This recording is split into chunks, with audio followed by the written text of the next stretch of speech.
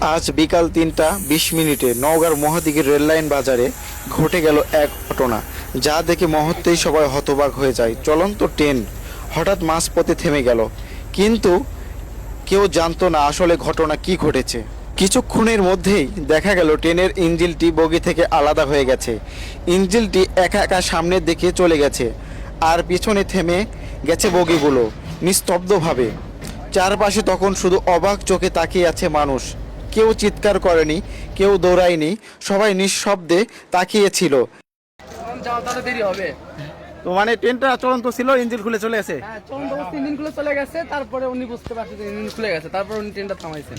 ও আচ্ছা, আবার ফিরে আসতেছে না ইঞ্জিনটা। সব কন্টেন্ট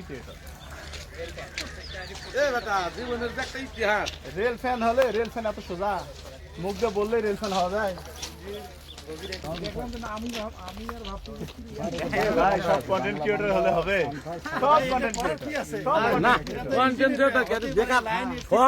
ট্রেন চালক কিছুটা পথ যাওয়ার পর টের পান পিছনে কোনো বগি নেই। তিনি সঙ্গে সঙ্গে ইঞ্জিন থামিয়ে দেন, যোগাযোগ করেন রেল কর্তৃপক্ষের সঙ্গে। অন্যদিকে বাজারের সকল মানুষ তখন তাকিয়ে দেখছে শুধু অদ্ভুত দৃশ্য। কেউ ভিডিও করছে, কেউ ছবি তুলছে, ধরে রাখছে সেই মুহূর্তটা। রেল কর্মীরা দ্রুত ঘটনাস্থলে পৌঁছে যায়। বগি ও ইঞ্জিন পুনরায় সংযোগের কাজ শুরু হয়। সৌভাগ্যবশত কোনো যাত্রী আহত হয়নি, তবে সবাই অবাক।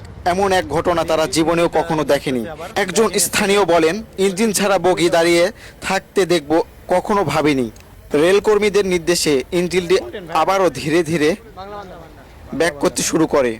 চালক অত্যন্ত সতর্কভাবে ধীর গতিতে ইঞ্জিনটি পিছনের দিকে আনতে থাকে। চোখে চোখে সবাই তাকিয়ে আছে কখন আবার সংযোগ হবে।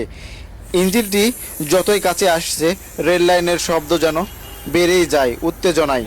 আমার এই ভিডিওটি করার কারণ হচ্ছে, আপনারা অনেকেই আগের ভিডিওতে কমেন্ট করে জানিয়েছিলেন ঘটনাটি কোথায় ঘটেছে, আরও কিছু প্রশ্ন করেছিলেন।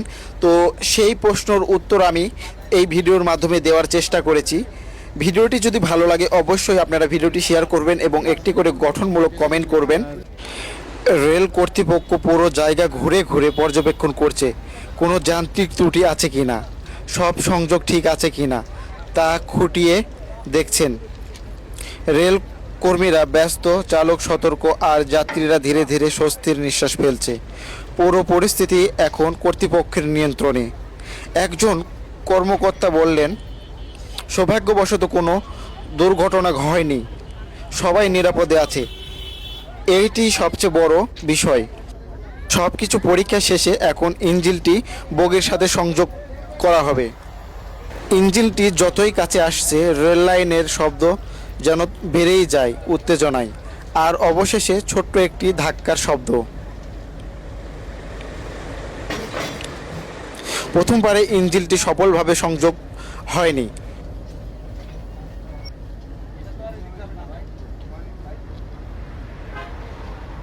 দ্বিতীয়বারের মতো সংযোগ দিতে তারা আবারও পুনরায় চেষ্টা করেন।